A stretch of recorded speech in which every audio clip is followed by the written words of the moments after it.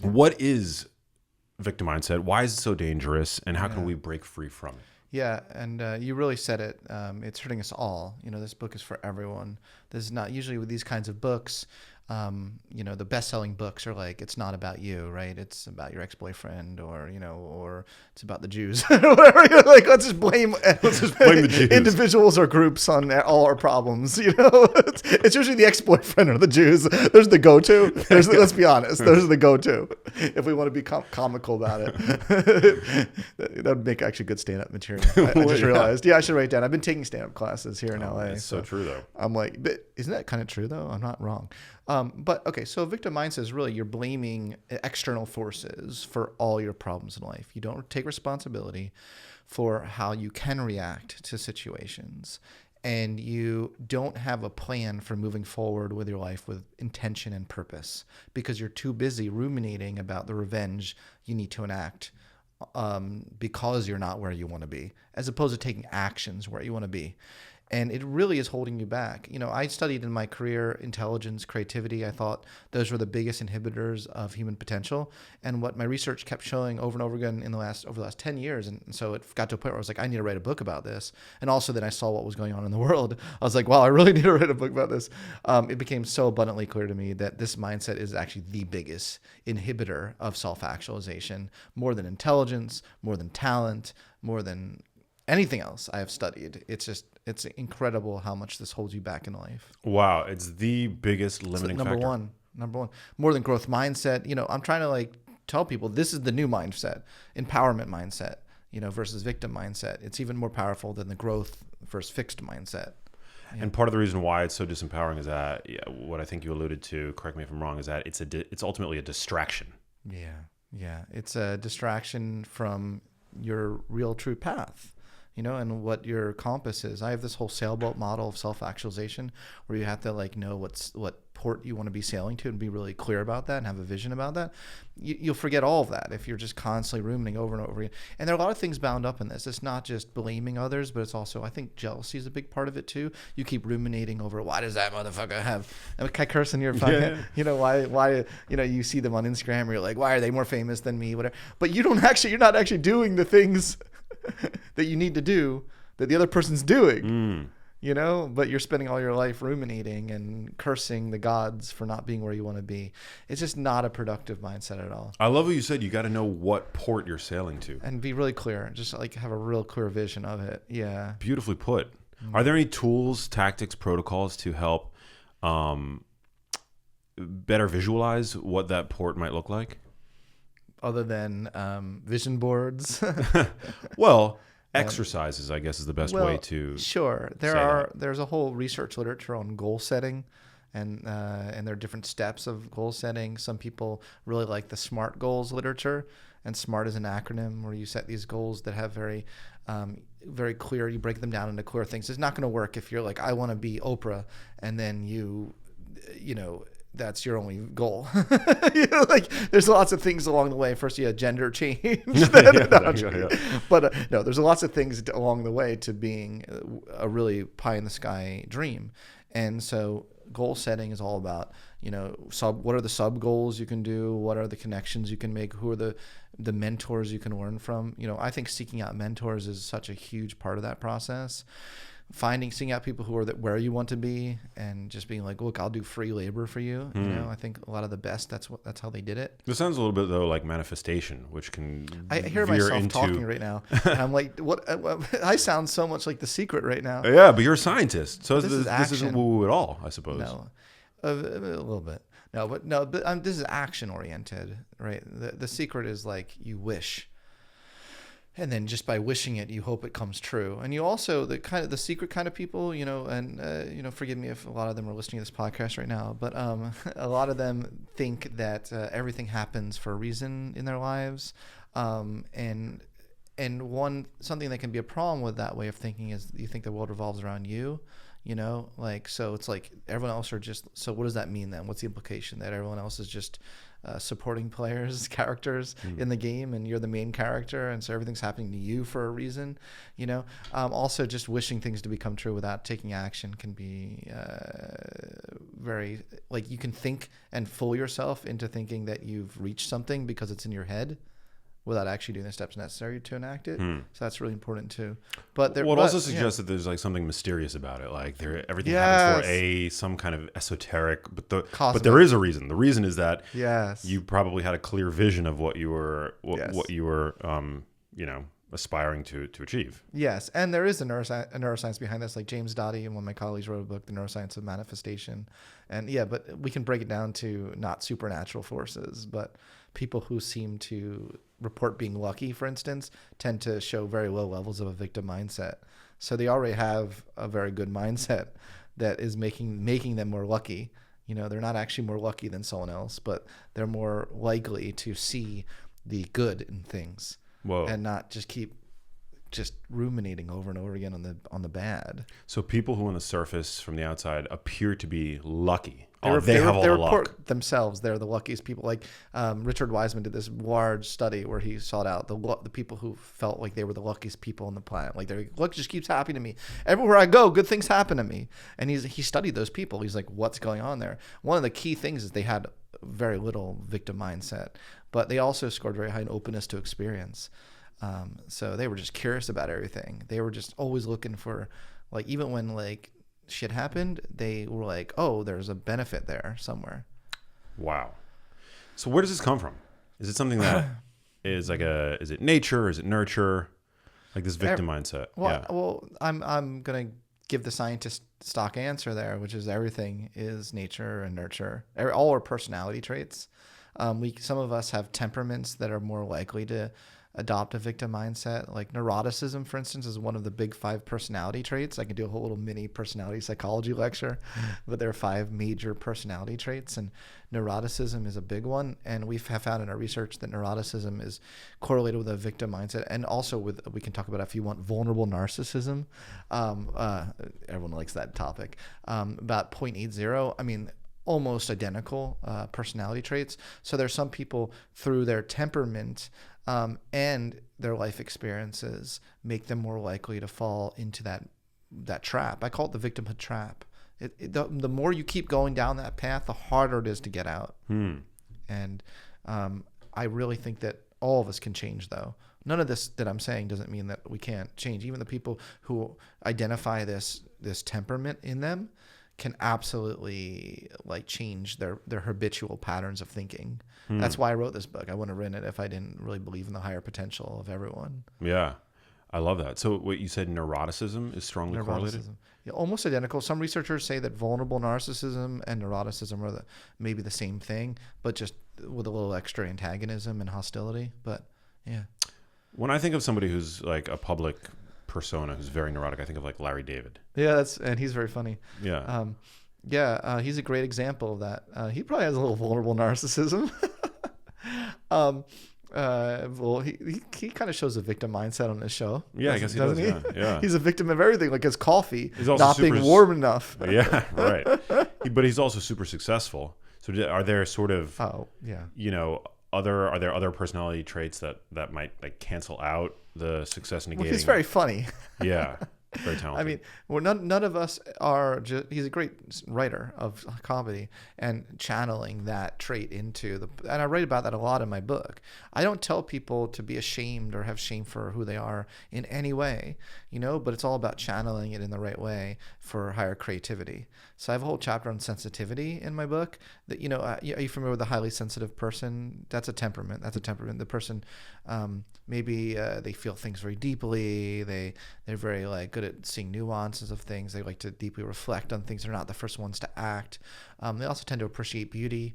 They like poetry. It's a certain temperament, But a lot of those individuals, I think, become a victim to their sensitivity, where they that's the entirety of who they are. So they completely label themselves, I'm a highly sensitive person. And then they always see themselves through that lens. And I think that's a problem for their self-actualization, because I think it's beautiful. It's a part of you, but it's not all of you. And doesn't have to be you at all times. When we pigeonhole ourselves into these different labels, we're pigeonhole our entire being in some way, and I think there are times where you don't want to be so sensitive, and to be able to have that flexibility is super important, and also channeling towards creativity, because some of the greatest creative people of all time were highly sensitive people.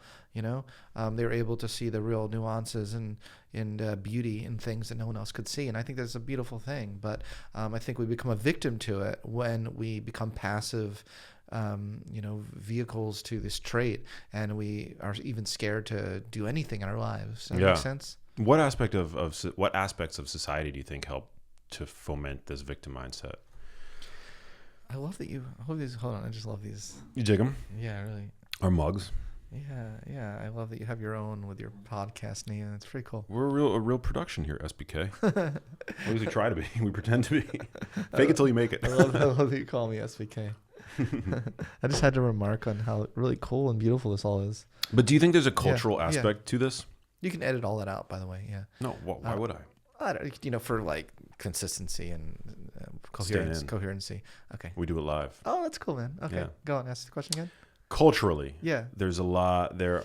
I feel like there are many aspects of modern culture that encourage, in many ways, this victim mindset. Has that emerged in your research at all? The cultural question is a really interesting one, because so if we just let's talk about politics for a second. Yeah. Everyone has a victim mindset for their own set of things, and they're not seeing it. They're saying that it's all the other person, So we're such a fractionated country right now, which I think is really a shame. And I think a lot of it comes down to people having a victim mindset and blaming all their problems on the other, And so society, I do think, let's just try to break down society into a more, concrete thing, because that's such a broad thing. We could also talk about education and how that socializes people to having a victim mindset, because I think it does as well. But I see it in politics. I see it in education. I see it the way we treat students.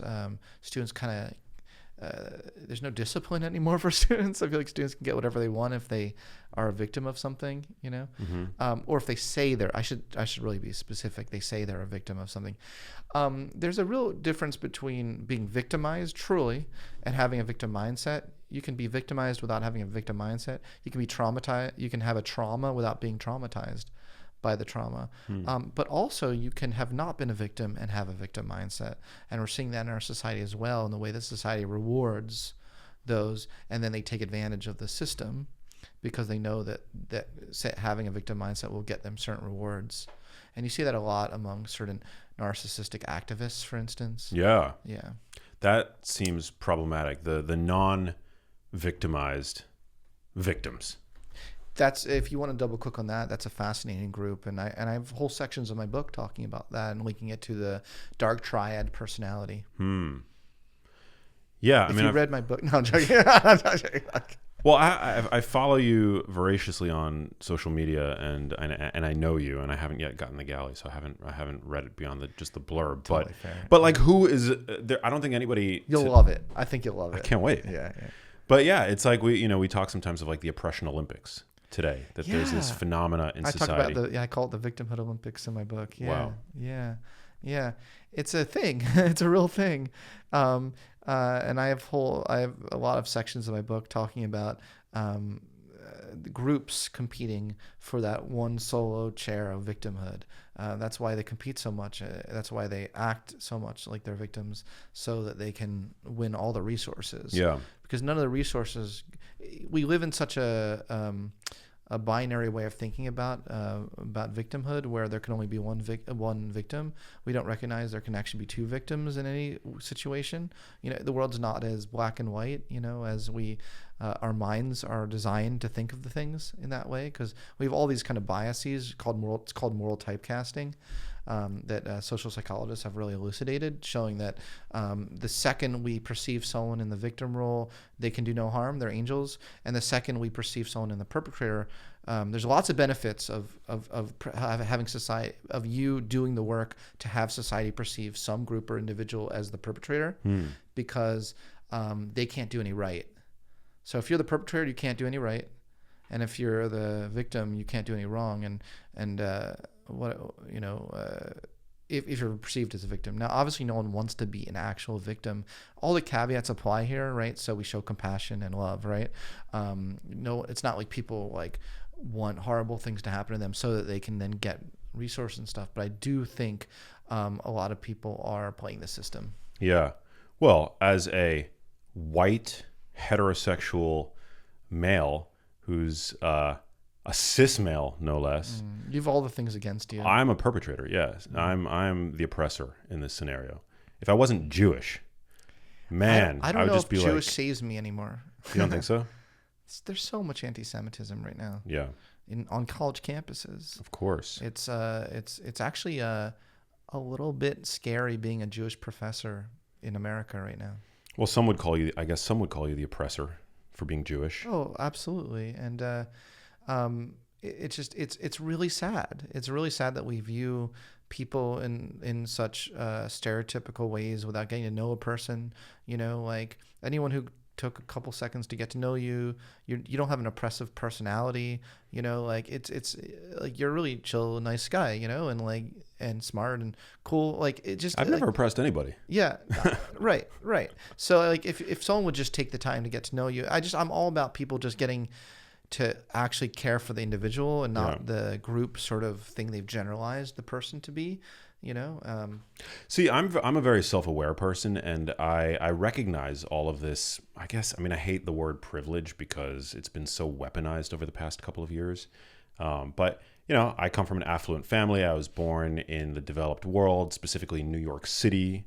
I heterosexual, white, tall, no major deformities, maybe some emotional ones, but physically I'm intact. Yeah. And despite that, like you could say, oh, so Max doesn't have any idea what it's like to be a victim. But on the other hand, I am a very empathetic person. And so I recognize that life is suffering for everybody, no matter what attributes you're born with, these immutable characteristics, you know, that you may be born with that lend you a degree of what some might call privilege. Like, nobody gets out of this experience alive, and we all, like, if you just open your eyes to it, I mean, suffering is all around. Like, I've suffered tremendously in my life with my mom and my family. I know exactly what you've been through. Yeah. I have a sentence in my book. I say suffering is not a competition. And I think that really, we have to keep saying that over and over and over again to people. When people are screaming at each other, trying to fight in a victimhood Olympics, we just need to keep saying that over and over again. You know, you're allowed to listen to the suffering of someone else, even if you're suffering. You're allowed to, you know. Sometimes forming connections is what can help heal you. Amen. Yeah, it's frustrating to me. In your book, you talk about your book that I haven't yet fully read. In your book, you talk about the pitfalls of TikTok therapy. Yeah. What do you mean by that? Yeah. Actually, my friend Mark Manson, I think he calls it TikTok vulnerability. Which, do you know Mark? I've met him once, but I don't. Cool. Yeah. Yeah, good guy. So TikTok therapy is, first of all, when you TikTok is full of using co-opting therapy language, like trauma to mean everything. You know, so you'll see some teenager crying like, Bobby rejected me. I now have to go through trauma therapy, you know, like, and it's like, you know, everything's a trauma for a teenager, you know. I mean, it was for me. I'm sure it was I don't know if it was for you, but Mr. Stolid. Yeah, I mean. Yeah, but I just feel like that's just part of, you know. Adolescence is difficult for everybody. So hard. Yeah. So hard. And also neurodiversity is, I'm a big advocate of neurodiversity, but now I'm like, I go on TikTok, like everyone's neurodivergent, you know, and now there's like, there's just like pressure I think there's pressure among young people now to create a vulnerable identity so they can get attention. And that's a shame. Yeah. Yeah, does that make sense? Of course. Are you seeing it too? 100%. Yeah. You'd have to be living under a rock to not see it Okay, today. cool. Yeah. I want to make sure I'm not like going crazy here. This is what I'm seeing. Yeah. Well, that also plays into the feedback loop of the victim mindset being so pervasive today. Absolutely. I think there's a lot of pressures to adopt a vulnerable identity. Because you get social brownie points for it. Well, the flip side, you certainly don't get social brownie points for not having anything. Like being what you just went down the list of what you are. You ain't getting any social points. I'm not getting any. Nothing. Exactly. You ain't getting shit. So you get credit for it. You get credit in the algorithms of social media. Sure. It's a massive problem. Is there an antidote to that? I mean, should we be all staying off TikTok or looking for our therapy elsewhere? Do you see that as being genuinely harmful, or do you feel like there are at least some of us that have the cognitive capabilities to see it for what it is? The way I look at it is that the problem is this kind of TikTok vulnerability versus real, authentic vulnerability or growth-oriented vulnerability, and that's the distinction I make in my book. I don't think that it's necessarily bad going and expressing your real felt experiences, and maybe you really are diagnosed with ADHD and it's hard to cope with that, with the way your mind works, and you want to really get a support group of people. But in the service of what, I ask? What is vulnerability in the service of? Is it just in the service of getting more, I got to grow my TikTok, so I'm going to invent a new label that I have? Or is it in the service of real authentic connections with others who are suffering, helping others who relate to you, in growing your own self, because and really setting an intentionality that you want to be a better person and to change your mind, and this helps you in some way by doing that. I think that can all be good. But yeah, I am seeing a lot of this kind of, we call it TikTok vulnerability, where it's vulnerability for the sake of vulnerability. How would you overlay this to the current political landscape in the United States, which now seems to be, it's not just a conversation about politics anymore, I don't think. Politics now have suffused everything from health and wellness to culture, to these larger, cultural conversations. Yeah, and you're out there. I mean, you really put your head out there, right? You state your opinions and things, and some of your audience disagrees with you sometimes, and you're okay with that. I appreciate that. Yeah, I've seen you respond to some of them and say you're like someone wrote I hate you, and you're like, I'm okay with that. I think that's literally what the interaction was. Yeah, I think I'll live. Yeah, you're like, I'm okay. You're okay having confidence in yourself and your views and what you see to be true. Yeah. I wish that we could have better discussions when we disagree than just saying I hate you. I wish we could actually talk to each other better. But I'm sorry, what was your specific question? How this relates to the sort of bifurcation of political ideologies today. Not demonizing any one particular side of the aisle, but just I feel as though, and I'm by no means a political expert, but I get the sense that, a more conservative mindset is aligned with that kind of pick yourself up by your bootstraps sort of mentality.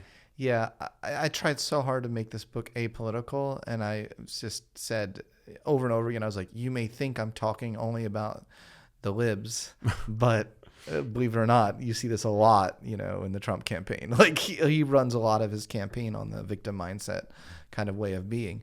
So I, and then whenever I talk about the right, I'm like, well, you may think this is just the right, but you see this a lot on the left too. So I'm looking to see and point out where I see it. Yeah. I don't condemn an entire political party or an entire person ever, based on one aspect of their personality. Yeah. So to me, to point out if there's certain behaviors that I think are holding them back because of a victim mindset, that's not me condemning a political party. Yeah. That's not me condemning any individual. This book is written what I call honest love. I distinguish it between the pull yourself up by the bootstraps sort of mentality, and then there's a coddling mentality. And neither voice really sat with my own voice. I'm neither. So I created this other phrase. I have a whole section describing why honest love is different than either of those two extreme approaches. I want to start by acknowledging your pain or your real experiences, and then I want to be truthful about what you may be doing that's holding you back from changing. To me, that's honest love.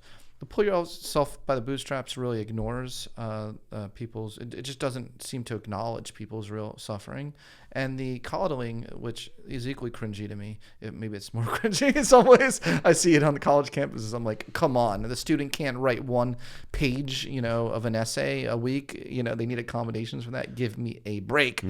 But that ain't gonna help you with your growth and development. Yeah. But I think there is something. There's a middle way here, and that's the tone of my book. Yeah, I appreciate that. I mean, I guess like critics of the pick yourself up by your bootstraps message might say, well, that statement oversimplifies and ignores the socio-cultural, the biopsychosocial aspects of what it ignores systems. Right? Yeah. That's how they would say ignore systems. Yeah. And we don't need to ignore anything, but when you're in the system, sometimes all you can do is change yourself. I open the whole book with a Joan River quote. Is it Joan Rivers? Yeah. Joan Rivers. Yeah. I open the whole book with a Joan Rivers quote. I wish I remembered it word for word, but it's basically like, you think things will get better, they don't get better, you get better. Yeah, that wow. kind of summarizes my whole book in a nutshell. Yeah. No, I appreciate that. It kind of echoes. When I was growing up, I became a huge fan of Jiddu Krishnamurti, whose whole message can be distilled to you are the world. Like you can't expect to have agency and to actually change the world without changing the inner. If you perceive the world to be this like big collective asshole, like you got to tend to the inner asshole first, which exists. So true. You just don't see many best-selling books that do that like say tend to your inner asshole. Yeah, tend to your inner, yeah. But my book does it. Your book does I'm all about the inner asshole. I love it. Take that quote out of context and I'll kill you. But I'm all about the inner asshole. I think that out of context. Yeah, don't take that quote out of context. There's so many ways that you can interpret that. Yeah. Yeah. So for somebody listening to this who feels as though life is currently against them, what would you say are the steps to rectify that sense? First of all, there's a common humanity that can really help you in your own journey of even having self-compassion. And that's a really big part of self-compassion, is looking at the common humanity. There is objectively a common humanity to the world being against us. The world in a lot of ways is against all of us. The word is called entropy. Yeah. Like that's the way it all works, folks. Like there are certain prices of admission that I don't think a lot of people want to deal with. And they think that they and only they, have to commute to work. They have to wait in line for, there are so many things. And yet you look at what so many people do, what they have to do to get to work. Even if they go from New Jersey 2 hours to get to work a day and back, or they have children and they're juggling a job and children, they do what they have to do.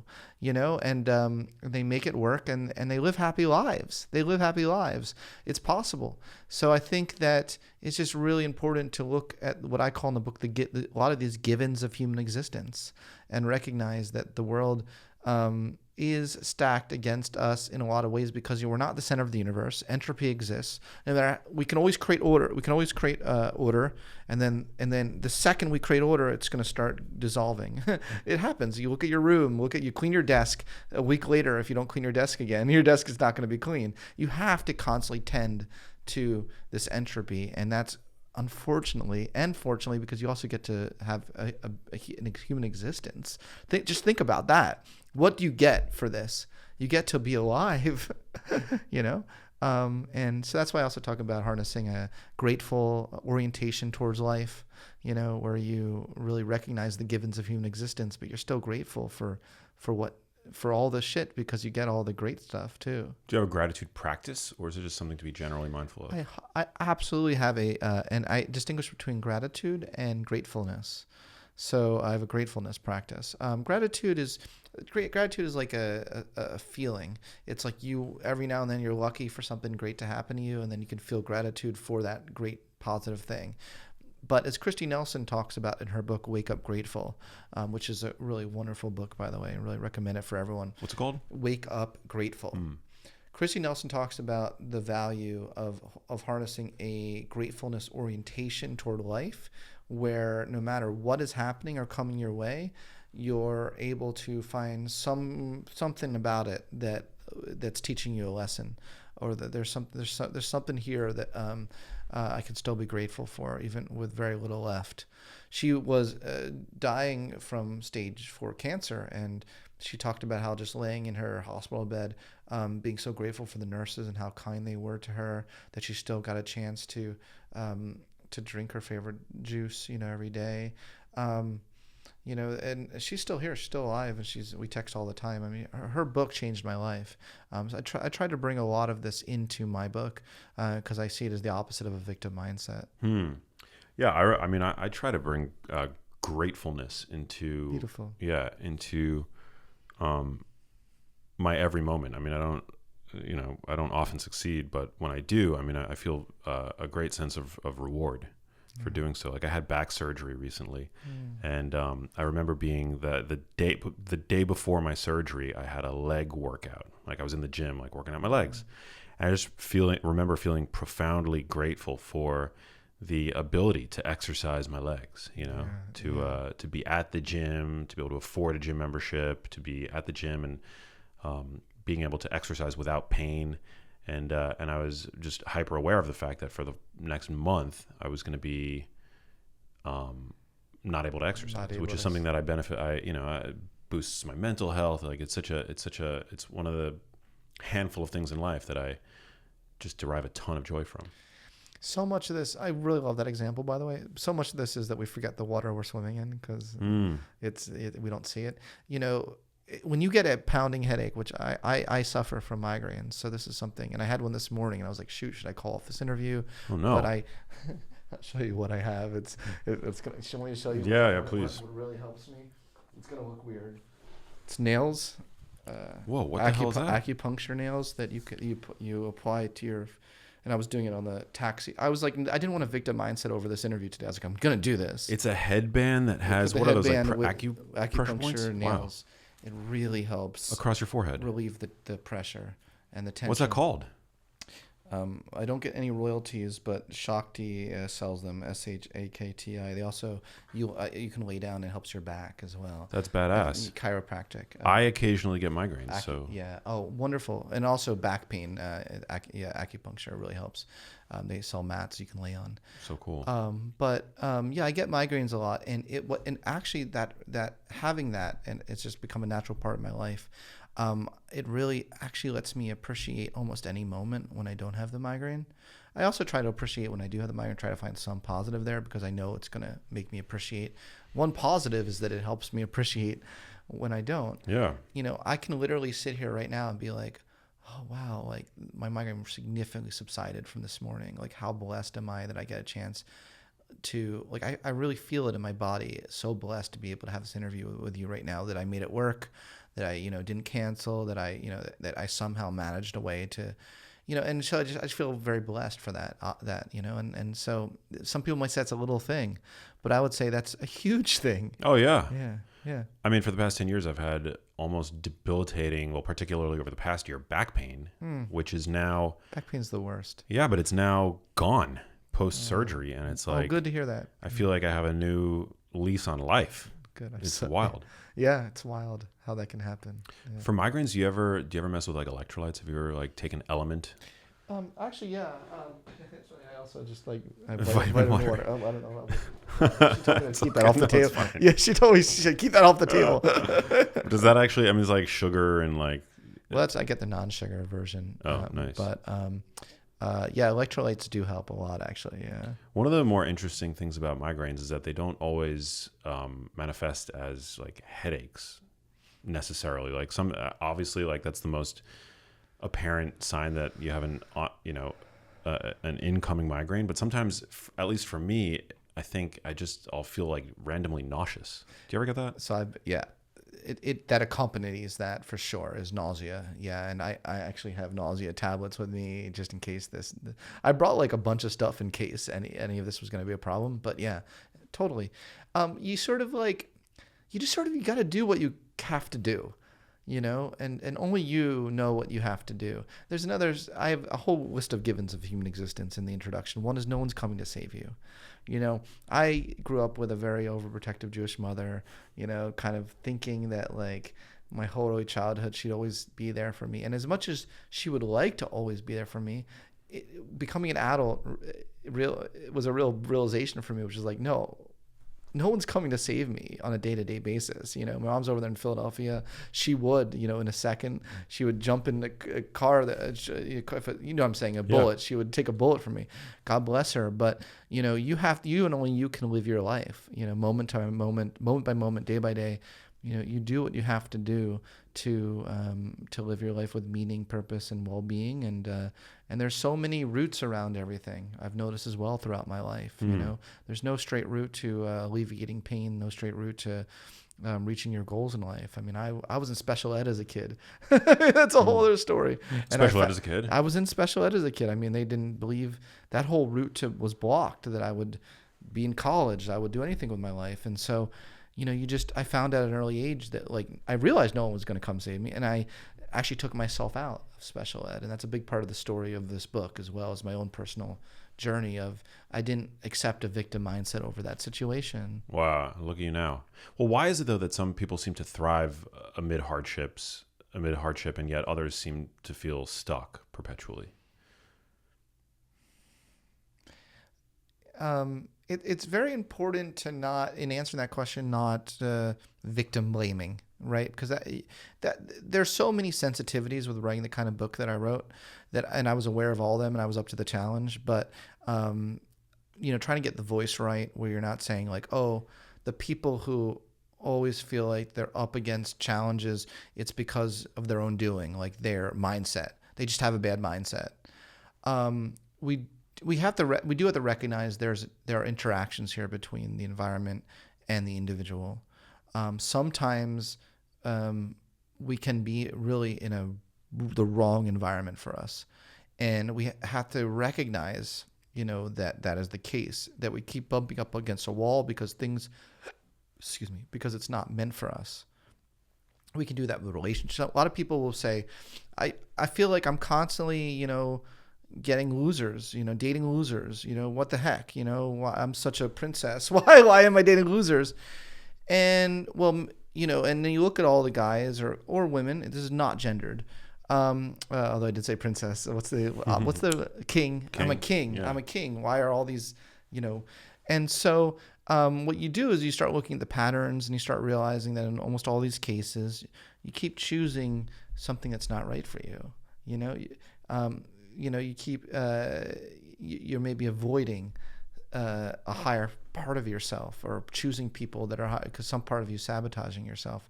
So like, I still think there are things you can do to take responsibility, and that's not the same as victim blaming or shaming. The last thing I want to do to anyone is shame them, but I want to empower them. I have a whole I call it the empowerment mindset, and if people adopted an empowerment mindset towards everything in their lives, they'd shift their frame. They wouldn't think that everything's against them in life. Well, also, you can't keep doing the same thing without iterating on your approach and expecting different results, right? That's exactly right. Yeah. Like, you have to change. But eventually, people are generally resistant to change. Like, that's like a tenet of human nature. Yeah, and also when we have hardened personality traits, it can be hard to change our personality. I mean, that's like, by this age that we're at now, like, is it possible for you to radically be a different personality? Well, I don't know. Probably it would be very, very hard. But there are other sides of you and other parts of you that can just take over in its prominence in your personality structure. That's a really nerdy way of putting it, but I think that makes sense to people. What does the science say about overcoming limiting beliefs like that? Well, in what sense? Yeah. Well, to what degree are they ingrained and immutable based on these personality characteristics, and to what degree are they, can we act our way out of them? Okay. Did you say that intentionally? Because the ACT approach is what I focus on in the book. No, I didn't. The ACT approach? Yeah. It's a form of psychotherapy called ACT. I could have co-authored the book with you. Yeah, 100%. I don't think so. 100%. But that's cool. That's interesting. So the ACT approach is one where you still act in the direction you want to move in. Like the port that you want to sail to. You move in that direction. You move in line with your values, despite how you feel about, on a moment-to-moment basis. Maybe you're not in the mood, or maybe, there's your fear is taking over you, but you say, yeah, I'm not going to let fear. I have a T-shirt that says "Not today, Satan." I wear it to the gym. People crack up, and it has a picture of a cat, like a cute cat. Not today, Satan. I don't know. Yeah, I mean, you really have to over and over again overcome the fear response and choose the growth option again and again. And it's a quote from my favorite psychologist, Abraham Maslow. And I think all of us can do it. It's a habit. We have to just get in the habit of it, and we all can change. Act your way into a different circumstance. Yeah. I appreciate that. Also, stop overthinking it. Stop overthinking. You don't. Yeah. Don't overthink your life. You can, when you get caught in the fear spiral, you start just fearing this, which then that leads to the next fear, which is the next fear. Before you know it, you've built this thing up in your mind so much bigger than it really is. Yeah. You talked about highly sensitive people. Yeah. As being maybe you can describe what a highly sensitive person is, and maybe how, because I would consider myself a sensitive person. How do we turn that sensitivity into a strength? Yeah, and we talked a little bit about that earlier, right? And there's a whole chapter on the highly sensitive person. The highly sensitive person, there are many ways to be highly sensitive. First of all, I should note, each personality trait is associated with its own form of sensitivity. So when someone just says they're highly sensitive, for instance, I heard Kanye West in an interview say, he's like, I'm often very misunderstood. I'm really just a highly sensitive introvert. And it's like, well, you can be a highly sensitive introverted jerk, like that's possible. And all these personality traits can combine in all sorts of ways. So grandiose narcissists are highly, highly sensitive to admiration. They seek it everywhere, and the slightest cues of admiration or not, they're always on the lookout. Vulnerable narcissists are very highly sensitive to threats to their ego, to not being accepted, being slighted. People who score high in extroversion are very sensitive to social attention and social rewards. People high in conscientiousness, another personality trait, are very sensitive to goal attainment. That's still a form of sensitivity, The kind of highly sensitive personality that is often studied and labeled as the highly sensitive personality is usually a blend of two personality traits: neuroticism, which is being highly sensitive to threat and being overwhelmed by lots of things, and openness to experience, which is being very sensitive and to all incoming input, like being open. And so I argue that a lot of highly sensitive people possess an extreme openness to the world with an extreme overwhelmed response to the world. And that creates a very unique configuration. I wouldn't say that's you.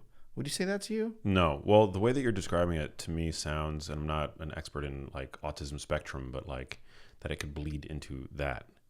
Maybe, but I think there's not a very strong correlation between being high. It's just people who score high in the blend of these two traits: neuroticism and openness to experience. Interestingly enough, autism is more tied to the introversion dimension of personality. But when you say sensitive, what do you mean by it? I assume you just mean the caring. Is that? I think like I'm noise sensitive. I don't like. Maybe you are a highly sensitive person. Like harsh noises, like babies crying and things like that. Or like, smoke. Yeah. That's one of the reasons actually why I got out of New York City. Like I couldn't take the din of the city.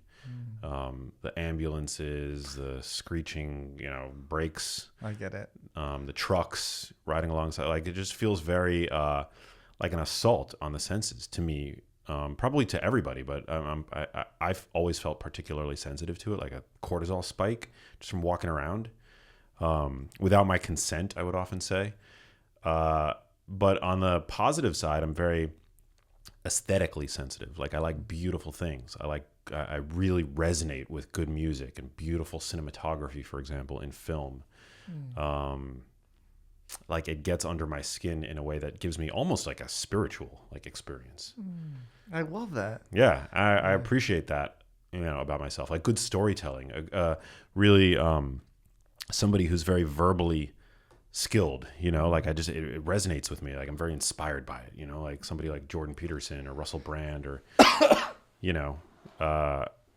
Yeah. there's that. Then there's like beautiful architecture, which like actually compelled me. Is one of the major reasons why I chose to go to school in Miami and attend University of Miami. It's not necessarily because of the academic program, but I find Miami to be a very beautiful city visually, but then sensory. There's like the sensory input of like the humidity in the air and everything. So that's why I would describe myself as like a sensitive person. But what is your emotional life like? Requires therapy. Yeah, is that right? Yeah. So do you feel, because one of the big things about emotionally about highly sensitive people is they feel things very deeply. Do you feel things very deeply? Somewhat deeply. Yeah. Like if you're, I could be a bit closed off. I don't know if Yeah. that's answering your question, but like that's the kind of the feedback that I've gotten from my romantic partners. I have like blocks. I could be closed off. Yeah, It's yeah. hard for me to like express emotional vulnerability. Yeah. So the opposite Yeah, in some ways. yeah, I guess. Although I don't know what your inner experience is like. I don't know if you're, this is turning into a psychotherapy session. I recognize that. I'm not mad at it. I mean, Okay. it's not costing me anything. That's true. Yeah, like I don't know if there's a disconnect there between your real felt emotional experience and how people perceive your emotional experience. Like, do you feel like you're blocked off from your emotions, like in your actual real felt world? Like, what's it like to be you? Maybe I disassociate sometimes when things get hard. I emotionally, like in situations where I feel there's conflict, I retract and I just kind of repress. Like I have pretty robust communication skills, and those seem to go out the window when I'm in the throes of a conflict in my relationship. So you can disassociate easily. Yeah. Yeah, that's something else. Yeah. Is it? Yeah. Yeah. Yeah. Interesting. Yeah. Yeah, I don't know if I'm as sensitive. I mean, or maybe I am sensitive, but I just I'm calloused. Like I've built up walls as a defensive That mechanism. happens a lot to people who there's a paradox there. They appear to be so not sensitive, but it's really because they may have gone through a lot of things in their life that has caused them to know when they need to shut down. And they kind of come across as callous sometimes. You know, one great example of this is like borderline personality disorder, which I'm not saying you have, but borderline personality disorder, a lot of people with that, they're some of the most sensitive souls on this planet, you know? And a lot of them have developed mechanisms because a lot of them have gone through trauma, and do something called splitting. They're very able to quickly split the world into and dissociate when they need to, but also split things into good, bad. You know, it was a protective mechanism for them to cope with a lot of intense things that happen, but it's not helping them anymore. You know, I would argue that's not, get help. Yeah. Interesting. Yeah. I was having this conversation with my buddy Matt Nathanson, who's a singer-songwriter. Do you know him? Do you know his work? Sounds familiar. He's incredible. He's just an incredible artist. He just put out his 13th or 14th album. I don't know. Oh, wow. But we get into discussion sometimes because we have seemingly different ways in which we perceive like current events. And he posed this really interesting question to me. He was like, you should get a scientist on the show to explore this, how two people can perceive the exact same input and output a completely different like response. How can two people see the same reality but interpret it completely differently? And the most recent example where this came up in conversation between us was the President Trump's speech to Congress. Now, I'm not like a Trump fanboy in any sense of the word. I wouldn't consider myself a Republican. I have some views that are conservative, some that are liberal. But as a whole, like on paper, I thought the speech was an inspiring one, and there was a lot of what was broached that I generally either agree with or just see as a general positive trend. And nothing, no. Politics are never perfect. Government is far from perfect. But I saw it as generally as a positive sort of thing, And he thought it was like a disaster. Like he thought it was like he couldn't believe what he was watching, and he had a much more pessimistic take.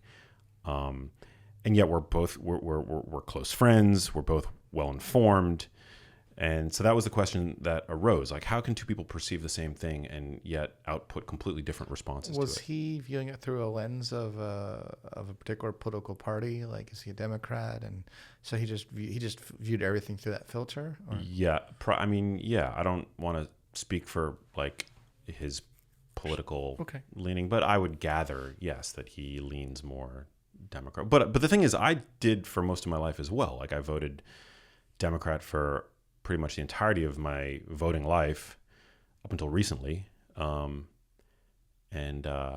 yeah, separate from that conversation, but tangentially related, I feel like there's this polarization that's occurred where, if you're on one side, you cease to be able to acknowledge anything positive about the other side. And So true. it's so true, right? And I think that's disingenuous for all involved. Like, I think you should be able to say whether or not you voted for him, like, oh, that was actually like a good point. Oh, I like this initiative. Oh, maybe there is We too don't much. have that nuance. Right. No one's showing that on my feed. Everything's predictable. All my Democratic friends are saying the same thing. Oh, down with Elon, down with Trump, and then my Trump friends are saying, oh, all the sensitive liberals need to shut up. There's no nuance in that. There was a policy Trump came up with the other day that I was like, yeah, good for him. Like, one of my Democratic friends had the knee jerk, like, oh, this is terrible, and I was like, and someone else posted it and was like, no, let me explain why this is actually good. And I was like, no, I'm totally with that guy. Like, he's right. Like, this is a good policy, and you shouldn't feel like a traitor to your side if you're a Democrat to like point that out. Amen. Yeah. Yeah, I completely agree. Like, I generally won't pay attention to anybody who's not willing to like if you identify more liberal and democratic, like, I'll pay attention to you if you're also willing to at least acknowledge the positive attributes of the other side. You can't be wholly one side or the other. I mean, that to me just screams dogma. Yeah, I completely agree. Yeah, I completely agree. So why is it though? Is it just what we bring, our biases, cognitive biases? Is that ultimately what it all comes down to? It's something I would like to study more. I would like to study the personality of people who really strive to be free thinkers versus those. I mean, this is an ongoing research investigation I have, because I do think there are personality differences. Most people, if they get caught up in a particular policy that impacts them the most, they that colors the rest of it. So if you're a woman who's pro-life, pro-choice. If you're a woman who's pro-choice and you see a politician who's pro-life, it almost doesn't matter anything else any other policies of that politician, right? Like that is like such a sticking point for you that it colors everything else. So I'm really interested in the phenomena of how seeing one part of someone can. This is just generalizing this for a second. Why do we tend to see one part of someone, then we generalize that to all that they are, and we shut ourselves off from other sides of them because of that. Is there a personality characteristic that might make one more inclined to throw the baby out with the bathwater, which is what I think the phenomena that you're describing? Like you see, there's one sticking point for you, whether it's the pro-choice. I'm personally pro-choice, like that. Despite being pro-choice, like through and through, like I still voted, red, and I don't feel that necessity to throw the baby out with the bathwater. And that didn't affect you personally, that issue, and that I assume. Yeah, so I guess maybe there are other issues that might be more.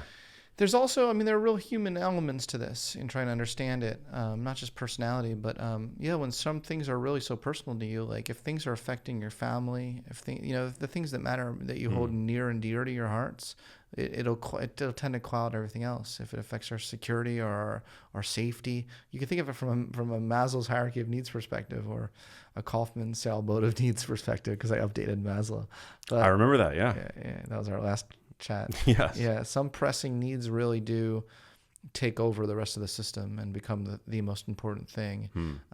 But I think we need to cultivate more of this open-mindedness that no one's all good or all bad, that like it shouldn't be sacrilegious to be a Democrat and to acknowledge when some of Trump's policies are positive. It's like it's not like you're conceding anything. Exactly. And then vice versa. And I mean, would it have killed any of Trump's supporters to say anything positive about Biden at all? I mean, they just paint him out to be this caricature of this old man that's decrepit and has no brain capacity whatsoever. Would it have killed them to say one thing they liked that Biden did? Like it's. I think politics is disgusting, if you ask me. I completely agree. Yeah. Well, as somebody who knows dementia, like I'm, intimately familiar with dementia, unfortunately, and to me, it was very. There were often times that were actually quite upsetting to me. Watching the missiles fly overhead on social media about Biden's cognitive decline that I felt were incredibly insensitive, and at the end of the day, this is a person who's suffering from dementia. Like, we should all have a little bit more empathy. Now, whether or not he should have been in office with that condition, like, that's something that we can talk about, right? And the cover-ups and whatnot, and the gaslighting, but still, I mean, this is a person suffering from an awful condition, clearly, that we should have a little bit more empathy for. Yeah, empathy goes out the window when it's your out group. Yes. Yeah. It's unfortunate. Well, your latest book, I'm super excited for it. Who'd you write it for? Like, who's everyone? Yeah. This is my boldest, most accessible book that I've written out of any of my other books. I really hope that people will see relevance of it for their own life, no matter who you are or whatever circumstances you've gone through in your life, that you can maybe you're looking for a better way than the victim mindset. Maybe everyone in your group is encouraging you to kind of stay stuck in this sort of mindset. And I want to show people a better way and inspire people. Yeah, super important. And you still host the psychology podcast. Still going on. It's still going on. After over 10, we just had our 10th year anniversary. Wow. So you've been doing it longer than me. 10 years. Longer than most people. That's incredible. Yeah. Still excited about it?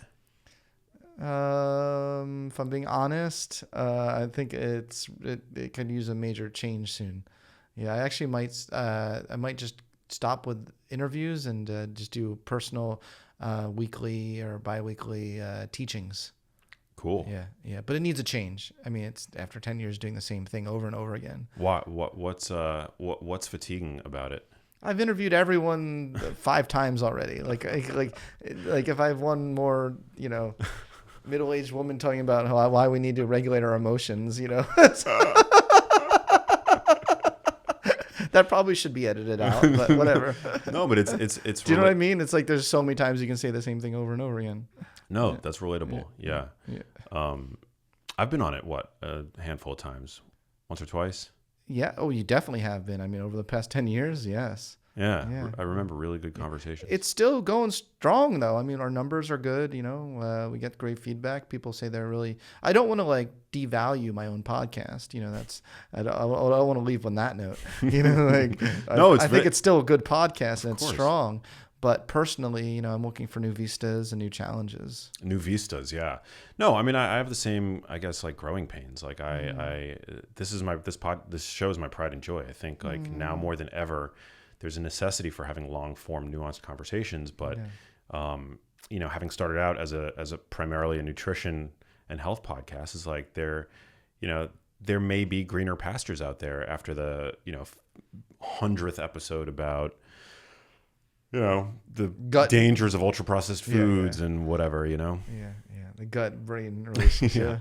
Yeah. Not to say I'm tired of it. I mean, I love it. I am a nutrition nerd through and through, but you want to continually grow. New challenges, new vistas. I'm entering a huge transitional phase in my life anyway. I'm moving back to New York next month.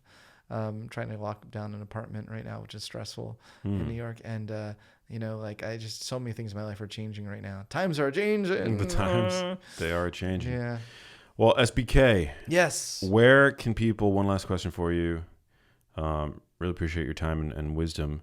But before we get to that, where can people pick up your new book and where can they find you on social media? Thanks, man. Instagram, check me out at Scott Barry Kaufman. On Twitter, SB Kaufman.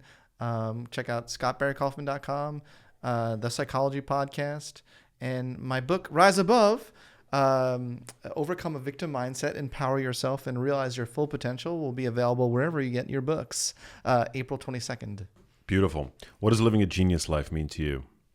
I'm trying to remember what I've said in the past when I've been on your show. But I think living a genius life is self-actualizing, is recognizing the highest potential that you have within yourself, whatever it is, even if it's not a genius by everyone else's standards, and becoming your own personal genius in that. Hell yeah. Amen. Thanks for coming out. Yeah, thanks for having me, brother. Yeah. Thank you, guys. Share this episode around. Pick up Scott's book, and I will catch you on the next episode. Peace. Hey, if you liked that video, you need to check out this one here, and I'll see you there.